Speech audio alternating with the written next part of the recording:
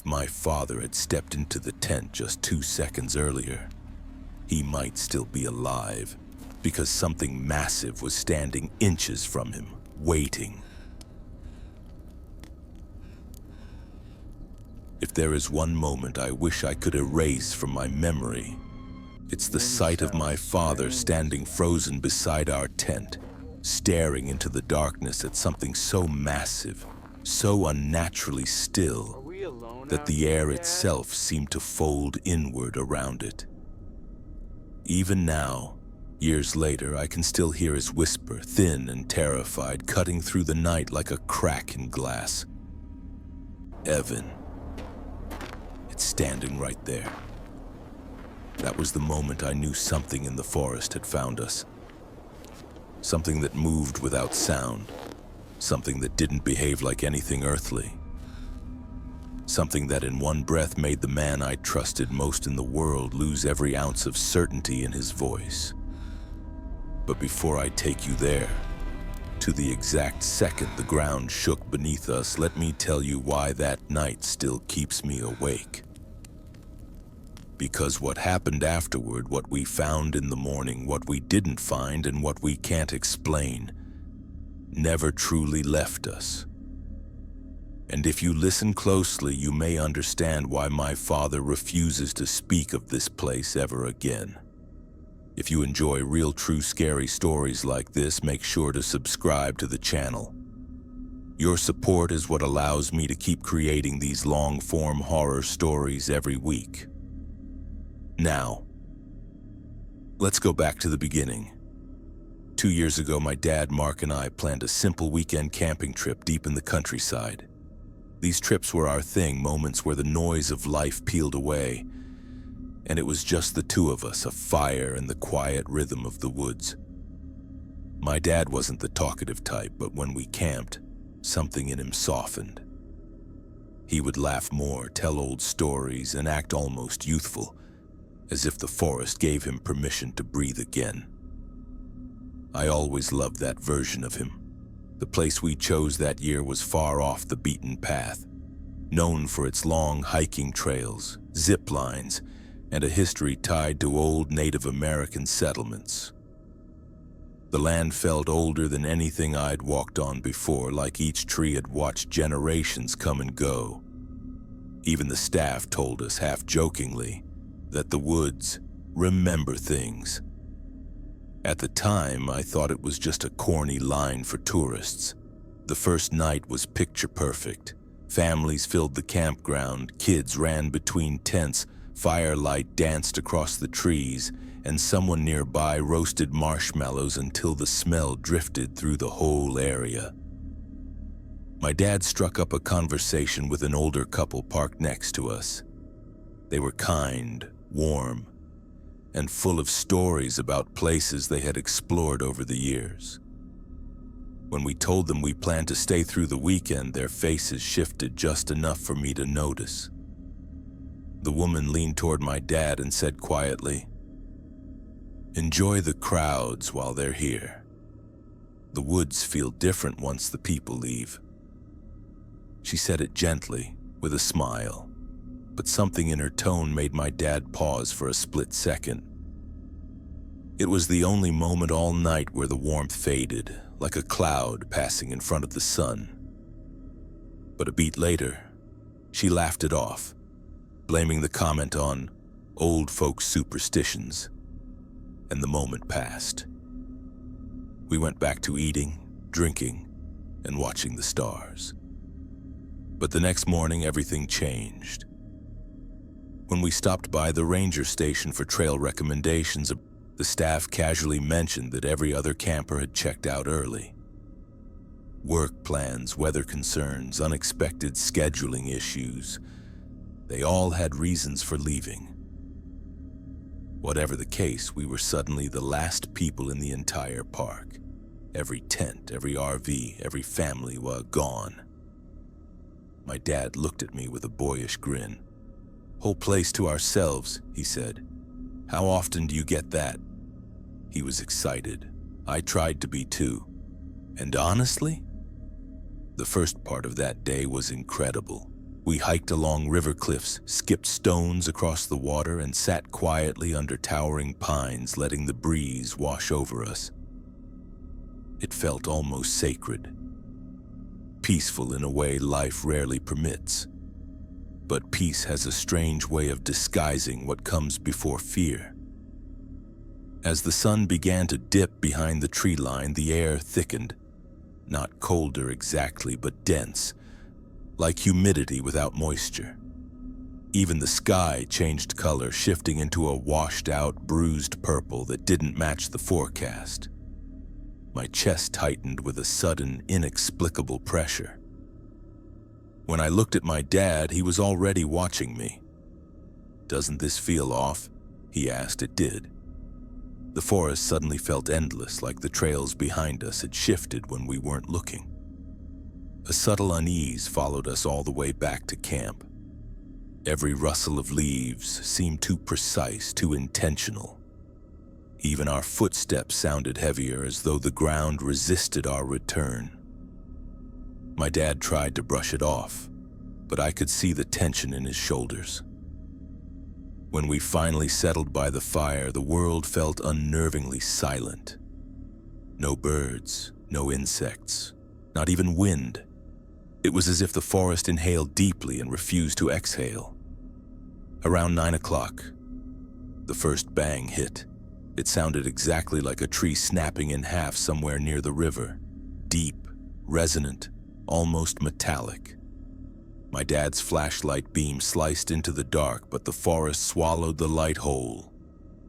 Nothing moved, nothing shifted, nothing breathed.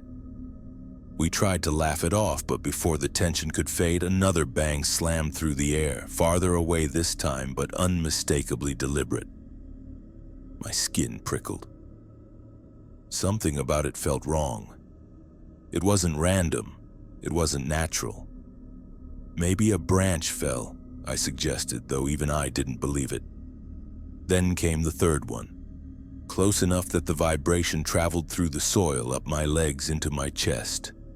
I felt it rattle inside me like a second heartbeat. My dad murmured my name, barely audible, his voice thin and frightened. When he met my eyes, I saw something I had never seen in him before. The realization that we were no longer alone. We threw the last of our firewood onto the flames, desperate for more light. The glow pushed against the darkness, but not far enough. Beyond the circle of firelight, the woods felt hollow, vast, and observing. Then the fourth bang hit. This one was so close that the ground trembled beneath our feet. We froze. It wasn't just sound. It was presence. Something heavy was moving near us, just beyond the reach of firelight. Every instinct in my body roared to run, but my legs wouldn't move. My dad finally whispered, "Get in the tent, now." I scrambled inside first, pressing my back against the cold fabric. My dad reached the tent flap, but before he could step in, the fifth bang exploded through the night directly outside. The earth shook. The air vibrated, the fire flickered violently, as if something enormous had shifted just beyond the flames. My dad stopped moving. His entire body went rigid. He stared into the darkness, mouth slightly open, breath caught in his throat. I whispered, "Dad." He didn't look at me at first. When he finally did, his face was pale, drained of all color. He leaned closer, and in the smallest, most terrified voice I've ever heard from him, he said, "Evan, it's standing right there." The air collapsed around us. My vision narrowed. Every sound disappeared except the violent rush of my heartbeat. I wanted to beg him to get inside the tent, but he didn't move. He couldn't. Then came the breathing. Not human, not animal. Something deeper. A guttural, vibrating exhale that felt like it scraped against the inside of my skull. The tent fabric behind me quivered as if something brushed against it from the outside. I don't remember blacking out. Neither does my dad. But we woke at the exact same time. The sun was up. The fire had burned to untouched ash. Our phones were dead. Every item in camp sat exactly where we left it. Nothing disturbed, nothing broken, nothing missing, except time. My dad refused to talk on the hike back. And when we reached the car, he placed a hand on my shoulder, squeezed it once, and said, "We're not coming back here. Ever." We haven't camped together since. And whatever stood outside our tent that night still stands in my memory, frozen, silent, and watching.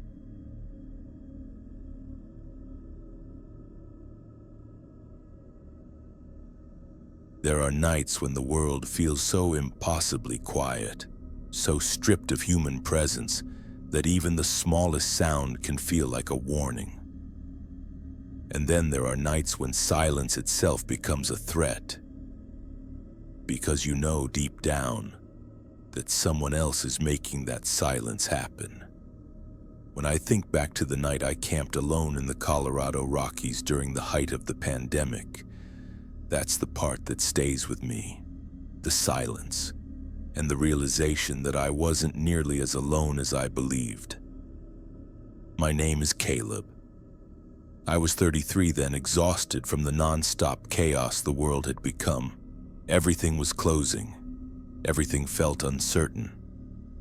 I watched days blend into each other, each one heavier than the last.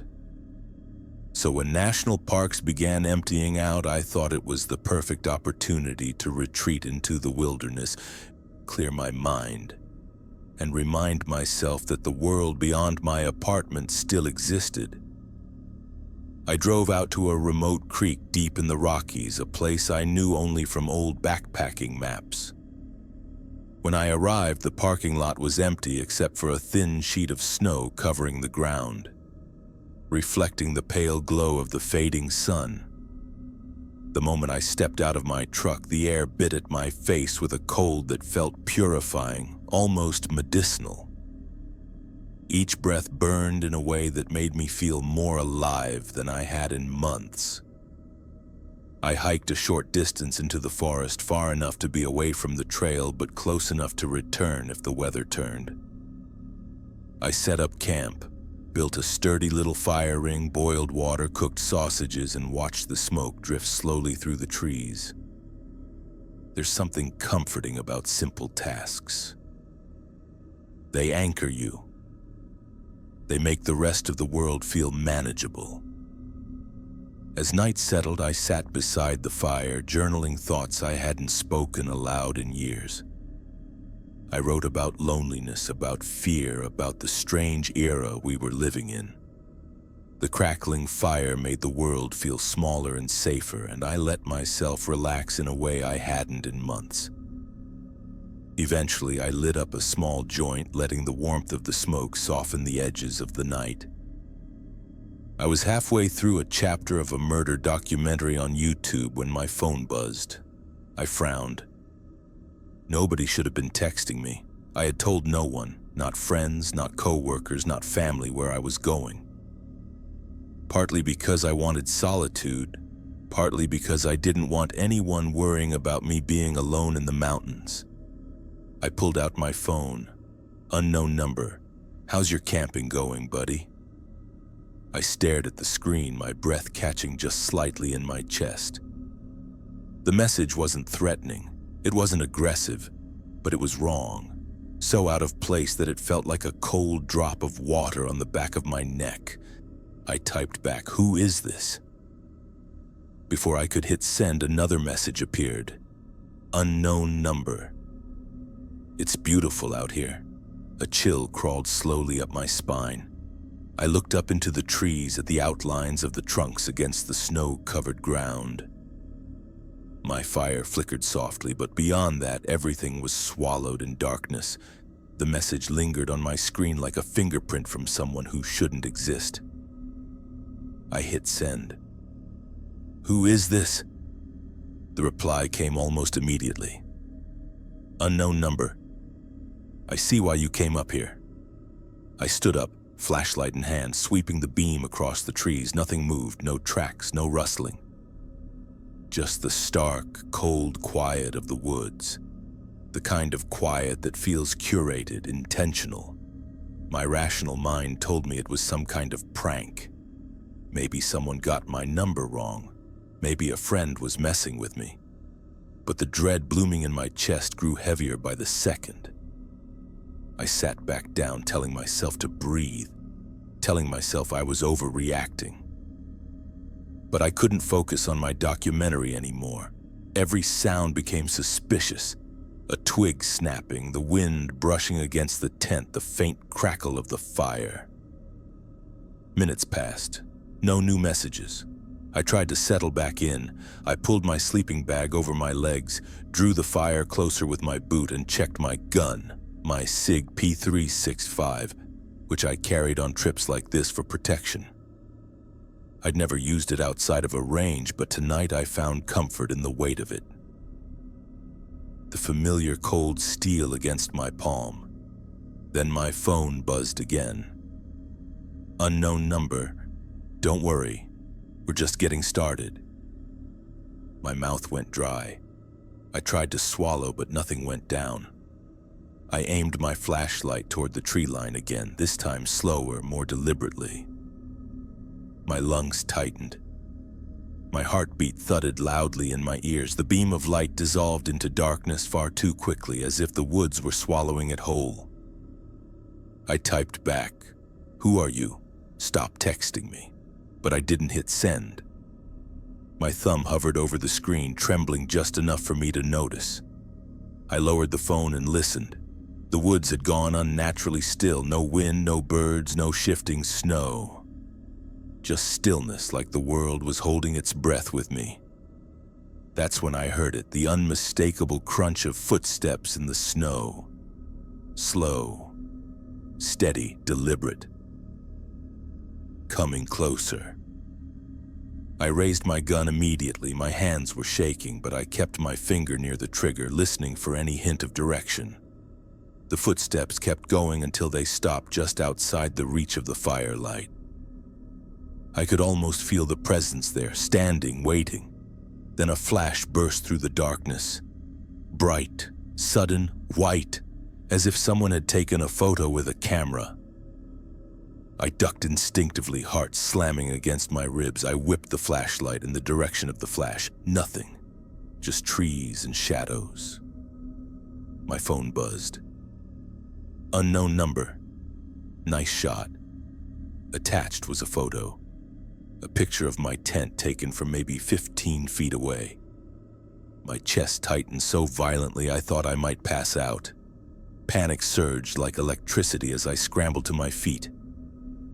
I dropped the phone, grabbed the gun with both hands, and fired 2 shots into the air.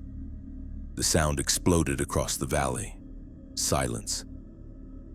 Then footsteps, fast this time, running deeper into the woods.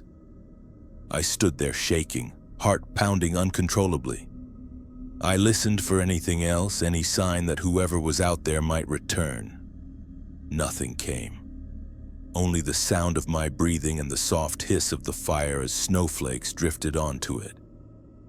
When I finally allowed myself to move again, I zipped the tent shut and crawled inside with my gun pressed tightly to my chest. I tried to steady my breathing. I tried to convince myself the shots scared them away. But every rustle outside felt too pointed. Every shadow felt alive. Hours passed. Or maybe minutes.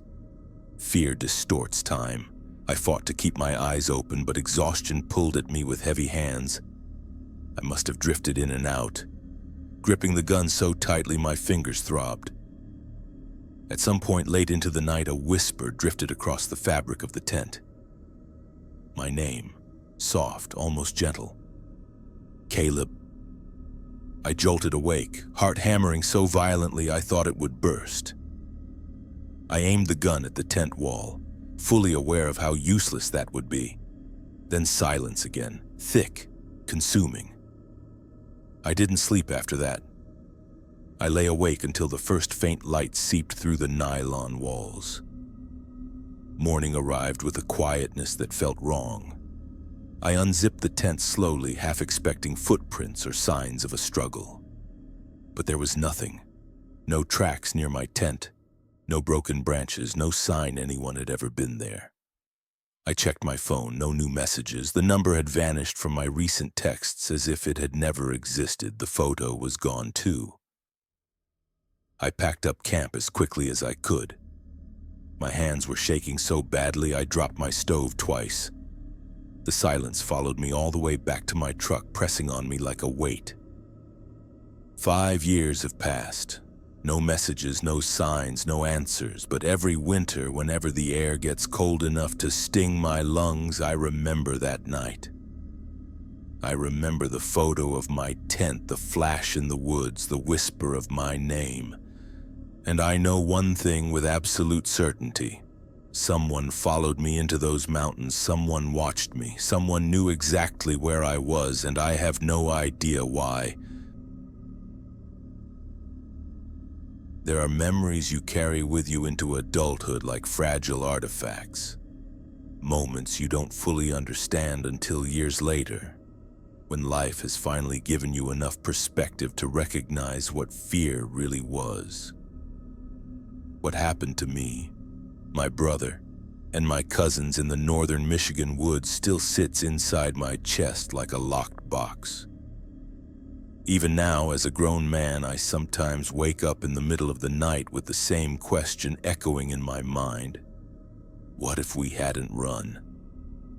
My name is Logan, and the story I'm about to tell you happened when I was 12 years old. Old enough to think I was brave, too young to realize I wasn't. Every October, my extended family would gather at my Uncle Randall's property in northern Michigan. It was the kind of place that felt like a world of its own. Sprawling acres of red-marked trees, endless trails leading into dense pine thickets, and a massive house that always smelled faintly of cedar and wood smoke. To this day, that smell still brings back memories of warmth, laughter, and a kind of innocent comfort I didn't know I'd eventually lose. My brother Aaron, 3 years older than me, was everything I admired. Confident, adventurous, protective in a quiet, steady way. My cousins Miles and Jordan were with us every year, and the four of us made up the unofficial outdoor crew. We didn't care much for board games or the gossiping adults.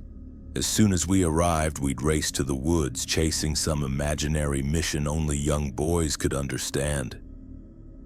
One chilly afternoon, after a long lunch full of jokes and hunting stories, we came up with an idea that felt too perfect to ignore. We wanted to camp beyond the red line. Those red-painted trees marked the boundary of my uncle's property. Beyond them lay county lands stretching for miles. No houses, no roads, no people. Our dads, probably a little too deep into their beers, thought it was a great idea. Our moms were hesitant, but not enough to shut it down. The four of us grabbed a large family tent, blankets, flashlights, snacks, and headed into the woods with the kind of confidence you only have when you're young and unaware of what the world is capable of. We found a perfect clearing on soft, mossy grass that looked like it had been shaped for sleeping wildlife. Uncle Randall had always called those spots deer beds, and for some reason that made the area feel even more special. We set the tent up with clumsy enthusiasm, arguing about who would sleep where, who was in charge of snacks, and whether or not ghost stories were allowed before bed. For the record, I voted no. I already knew my imagination didn't need any extra help. As the daylight thinned, the temperature dipped but remained tolerable. The woods looked beautiful in that autumn way, leaves glowing red and orange, the air crisp enough to sting your nose just slightly. When we crawled into the tent, flashlights in hand, we felt safe, protected. 4 kids tucked into sleeping bags in a shelter that suddenly felt much smaller than it had an hour earlier.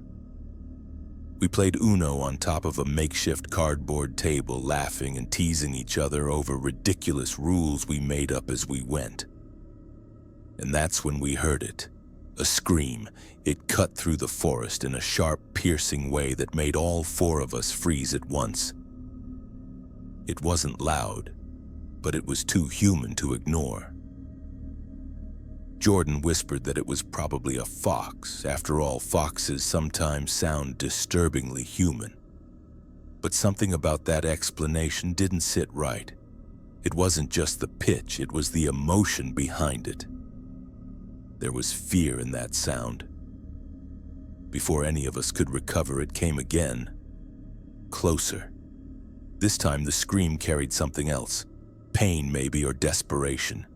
It scraped down my spine in a way that made my entire body go rigid. Aaron turned off his flashlight immediately, and we followed without question.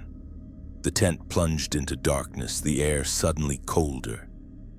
We whispered about foxes, we whispered about deer.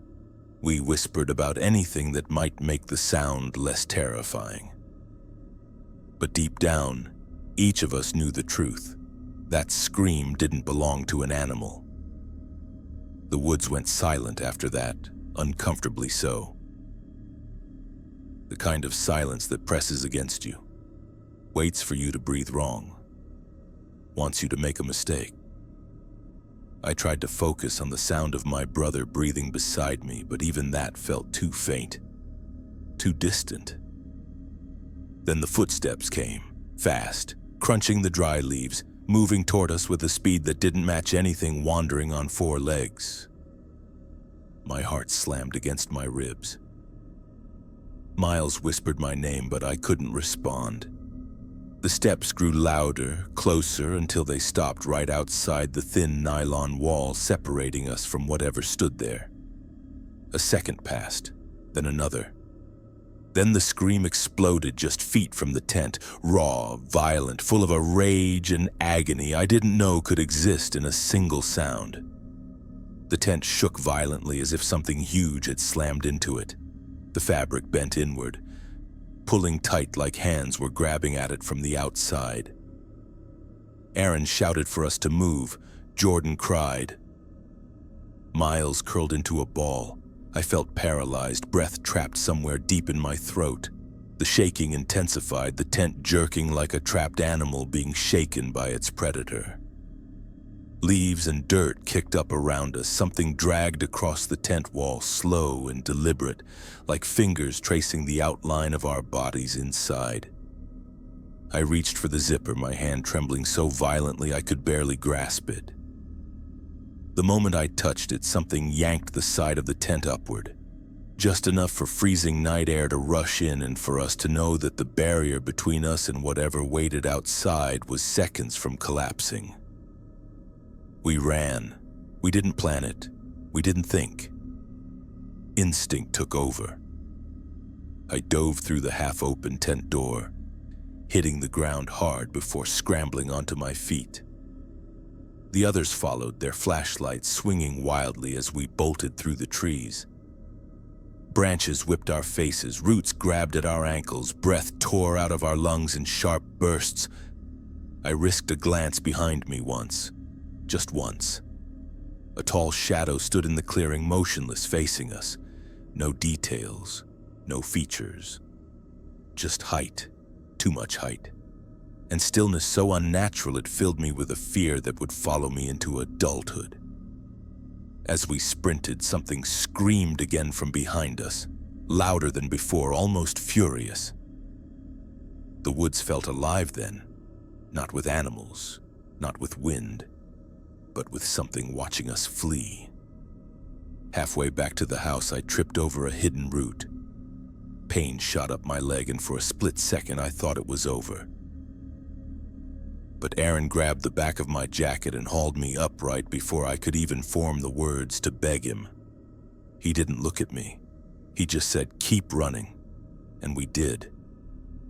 When the lights of my uncle's house finally appeared between the trees, they looked like salvation. We burst through the backyard, screaming for the adults. Our parents were already outside, drawn by the noise of our terror. We collapsed in a pile of limbs, words spilling over each other in frantic fragments. The adults looked overwhelmed, then concerned, then unsettled. Our moms rushed us inside, making us hot chocolate we were too shaken to drink. Our dads grabbed rifles, flashlights, and headed back into the woods. They searched for nearly an hour. They found nothing, no tracks, no blood, no broken branches, no footprints despite the soft ground. But they didn't come back empty-handed. Near the campsite, one tree carried long, deep scratches carved into the trunk, fresh, jagged, and unmistakably intentional. My uncle had walked those woods for decades. He had never seen anything like them. When morning came, we packed the tent together in silence. None of us spoke about what happened. Not then, not on the drive home, not for years afterward, and we never camped at Uncle Randall's again. As an adult, I've tried to reason through that night. Logic is comforting. It makes the world feel manageable. But some things defy logic. Some things exist in the gaps between our understanding, waiting quietly just beyond the red line. To this day, when I think about that moment in the clearing when the tent shook and the screams tore through the trees, I wonder if it wanted us to run or if it wanted us to stay. When you listen to stories like these, it's easy to separate yourself from them. Easy to say the people involved were simply unlucky or in the wrong place at the wrong time. But the truth is far more unsettling. The truth is that every one of them, Evan and his father, Caleb in the mountains, those 4 boys running through the dark, walked into the wilderness with the same belief most of us have. That nature is predictable, that we understand it, that being alone out there is the same as being alone anywhere else.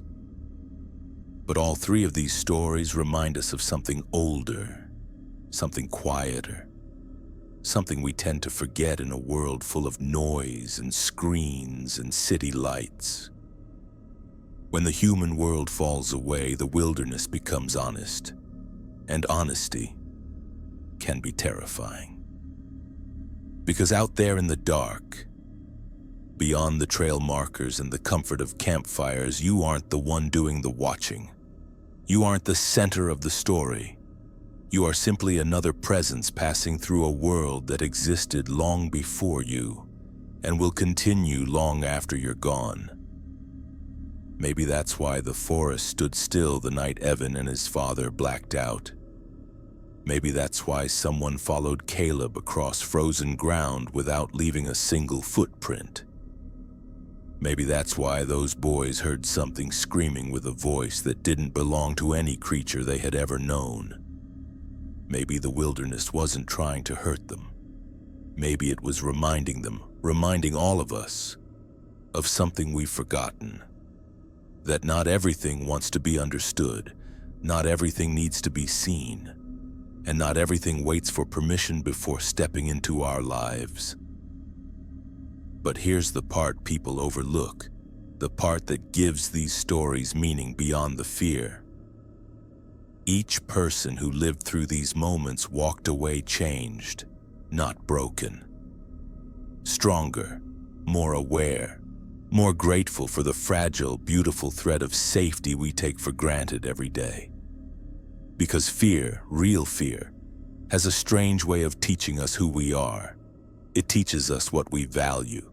It teaches us what we're capable of surviving. And it teaches us that even in our darkest moments, there is always something worth running toward, whether it's family, hope, daylight, or simply the belief that we'll make it out alive. So if these stories stay with you tonight, let them stay for the right reasons. Not just because something terrifying moved beyond the tree line. Not just because a stranger whispered a name he had no right to know. Not just because the woods screamed back, but because you are still here to hear them, and the people in these stories are still here to tell them. The wilderness may hold its secrets, It may hide things we're not meant to understand. But it also reminds us of our resilience, of the quiet strength we carry, often without realizing it until the moment we need it most. So tonight, when the lights go out and the room gets still, take a breath. Listen to the silence. Feel the world settle around you, and remember, the dark is not always empty, but neither are you.